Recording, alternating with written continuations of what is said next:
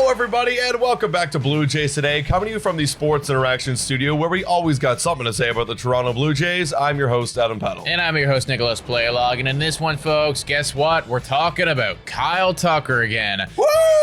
Can I just say, I'm getting to the point of fatigue. I am starting to get to the point of fatigue of talking about Tucker and what have you. It is January 6th. Let's, get it in our agenda to make a decision soon, hopefully. But there is an update right now that Blue Jay fans found pretty interesting. Again, so we got to bring it up to you. Yes, there is. We got some reports from Robert Murray. We got some reports from Ben Nicholson Smith, and we're going to break down both of them and just give our overall thoughts as to what they mean and where we stand right now with, again, closing in on 2 months away from spring training? 2 months away from spring training. Yeah, pretty much. Yeah, let's go. Let's go, folks. If you haven't already done so, hit that like, smash the subscribe button, and of course, let us know your thoughts about all this in the comments down below. So let's start with the good and favorable report for the Toronto Blue Jays before we get to the individual pouring a little bit of water on those rumors. Robert Murray was on this show right here. It's a podcast presented by Fansided. Shout out to them for getting Robert Murray on and talking about the latest.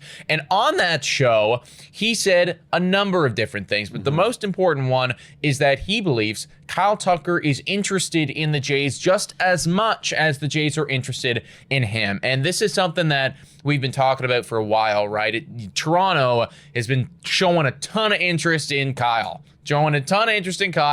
And we're kind of wondering why there is no deal there isn't a deal yet. Apparently, according to Robert, he is interested in us, but obviously not interested enough to get it across the finish line. Yeah, I know. I'm already reading the comments right now as we're recording. Well, why isn't there a deal done yet? Which is a fair question, right? Because if you are interested in the team and they're interested in you, why not just go get married already, and get the deal done? However, there is only one opportunity effectively for Kyle Tucker. If he wants to get that big time deal, this is the only opportunity he has to make a deal. So he doesn't want to jump at anything just yet. I think he's doing the right thing by actually taking his time and assessing all of the options before you commit to a 10-year deal or whatever it might be, a long-term deal for the rest of your career. I mean, wouldn't you, right? If you had to make one choice for one team to play for the rest of your career, you would take your time. So I don't blame him for doing that. But it's also bad for the Blue Jays because you're like, okay, well, let's just get it done already. Don't look at these other teams. Let's just get it done, which is effectively what could be happening. And it is, what other analysts and people are reporting, that if you are waiting a little bit longer and the Blue Jays have already made a bunch of splashes, spent a lot of money, do they have enough money to still ship out for Kyle Tucker? And is there another team out there that might be even growing more desperate as time goes on? Well, I'll tell you what, man. This is my PTSD kicking in just a little bit. I do believe that we are a different team, different front office, different organization as a whole, and just the overall viewing of Toronto from other third parties is different. They look at this team differently because it is different right now. However, all that being said, when I hear reports coming out like this, we've been hearing reports like this for a long time, right? Toronto interested in Tucker. Okay, Tucker visiting the facilities. And then you get a report coming out being like, well, Tucker just as interested in Toronto as Toronto. Ultimately, we kind of knew that he was interested in us to begin with. All I'm saying is I just start to baby little 10% wonder here. Is there any leverage play involved in all of this? With Kyle Tucker being like, hey, let's keep flirting with this narrative right now. Let's get more bidders involved, right? Right. Yeah, potentially, right? And you also got guys like Mark Feinstead coming in here, who's very well connected in the MLB industry. And he says that two industry sources still tab the Blue Jays as Tucker's likely destination, even after Toronto signed infielder Kazuma Okamoto to the 4-year, $60 million deal. It feels like most industry sources are saying that deal has no effect on their market with Bo Bichette and it shouldn't. It shouldn't. Ultimately, they're just completely I get it. Okay, it's another player, another person on the payroll, $15 million. That's significant enough. But at the end of the day, it's just not the same thing as Kyle Tucker. $300 million and just different tiers, different caliber of players. Yeah, exactly, right? So everyone's still kind of saying it's happening, but it's not really happening. But then you got Ben Nicholson Smith that came out the other day and kind of threw some cold water on the whole Blue Jays and Kyle Tucker thing. And I respect Ben Nicholson Smith a lot because he really does look at two sides of the coin, right? Plays devil's advocate. And you should, because in a market that we all think, oh, this is going to happen, especially this year when we're just coming off the World Series, you still got to ground yourself and realize that not everything is guaranteed. And that's what he does.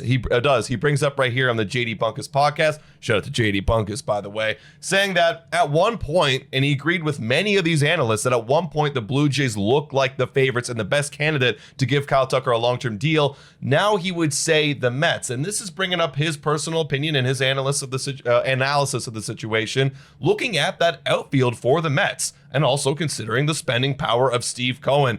And right now, you look at the Mets outfield, you got Tyrone Taylor and Carson Bench. I don't even know who that is. And the Mets might be more motivated to go and get a deal done with Tucker. Now, I'll throw my little bit of 2 cents in here. We've been seeing the Mets go in a completely different direction this offseason, where now you're seeing the GM take over, and they're not spending as much money. Even though they have made a few moves, they're not spending the big dollar money after signing Juan Soto to a mega contract last year. So I would even throw cold water on what he's throwing cold water on, that I wouldn't necessarily think that they might be interested in definitely talking. But like Mark Feinstein reports as well in that article, there isn't a lot of movement still over there in the Mets camp, but it's interesting to think about. Man, I think that like a lot of these things can be true, because I think that Robert Murray, like let's face it, what did Robert Murray say? He said that Tucker is just as interested in Toronto as Toronto is in them. I mean, I think we could have already kind of known that.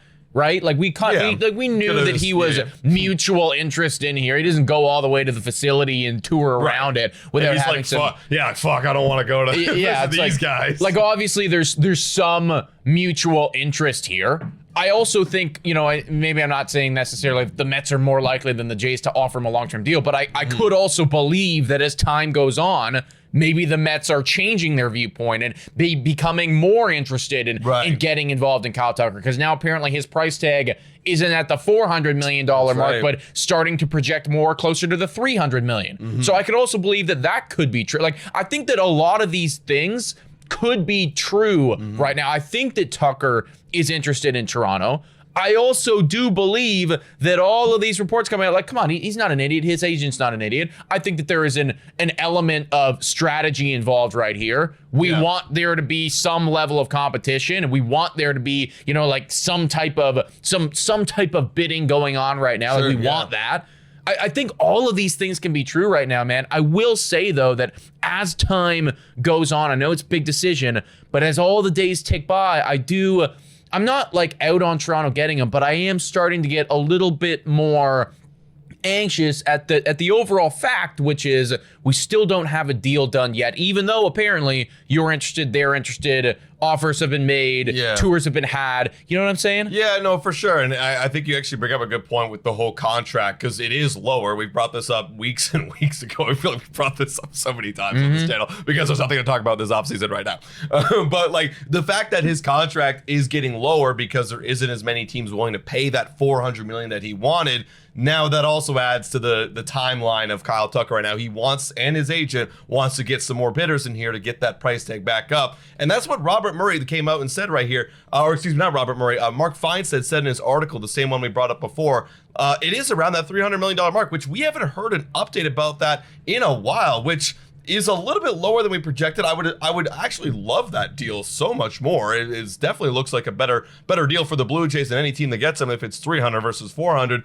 So yeah, I mean, this feels like the Blue Jays are going to have to wait a little bit longer for more teams to kind of jump in to make a bidding war for Kyle Tucker. So it feels like we're just adding on to this ridiculous timeline. Yeah, like ultimately, I still like the Jays to get this done. Like I still think, for me personally, I would look at them as being the quote unquote favorite, if that means anything to you. I mean, like it shouldn't, because we've used that word so many times for so many different things. But if it does, I still think that we are the favorite here. But I will admit that as time goes on, I think that more doors are opening up here. And I think that, a little while ago, I would have said, like, we're the heavy favorites. I don't know if I can look at us as the heavy favorites necessarily anymore, even though there's mutual interest, even though people are saying that we're likely still to get him.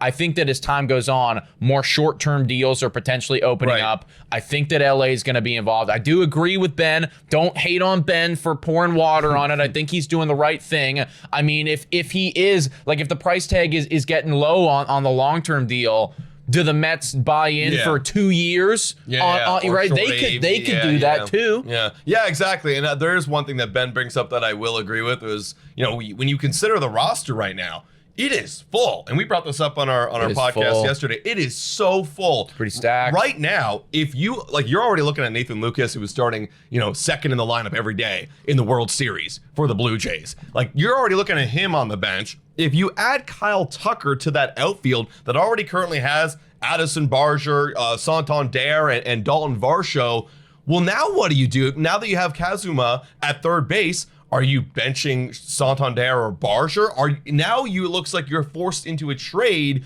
with like a Barger or a Lucas or somebody. Like, you're forced into a situation where like these guys should deserve everyday playing time because they've proven it and they've got upside. Now it's like you're kind of putting them on the bench or sending them elsewhere. Wow. So and look, I agree. Like, Tucker greater than those guys, but like these are guys that like did numbers in the World Series. So it is a very bad good situation. Well, I'll tell you what, brother, we're living a life of luxury right now, okay? It's like, do you want the foie gras or do you want the escargot? You can't have both type. It's like, eventually there's only so many, meals we can have on the field right now. There's 9 guys. I don't even know what a foie gras is. That's how much luxury I'm living in right now. It's Kyle Tucker's levels of good right there. Either way, though, folks, I mean, right now, they are still interested. Toronto's still in the mix. Most industry sources are thinking that Toronto is the favorite. Really, the only one that's not is Ben Nicholson Smith. And I do disagree with him. I guess if I had to tier rank them, I would put Toronto over Mets, over Dodgers right now. Yeah. But I think that it is, from my standpoint anyways, becoming a little bit of a tighter race right here.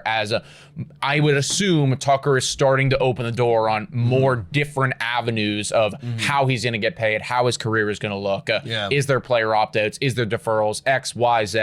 That's just going to get more suitors to the table. Yeah, and if the Blue Jays are thinking, well, this is too much of a headache for us to really bring in and add this massive contract to a team that's already built to go to the World Series, maybe we don't offer them and maybe we don't compete with Mets if they start going up. So you never know what can happen, guys, in a crazy free agent market. Let us know your thoughts about this in the comments down below, though, folks. Please hit that like, smash that subscribe button, hit the hype button, too, if you have the option to do so. $4 a month, become a YouTube member. And thank you to all of our current YouTube members. You guys are amazing. Guys, thank you so much for watching. And as always, go Jays, go!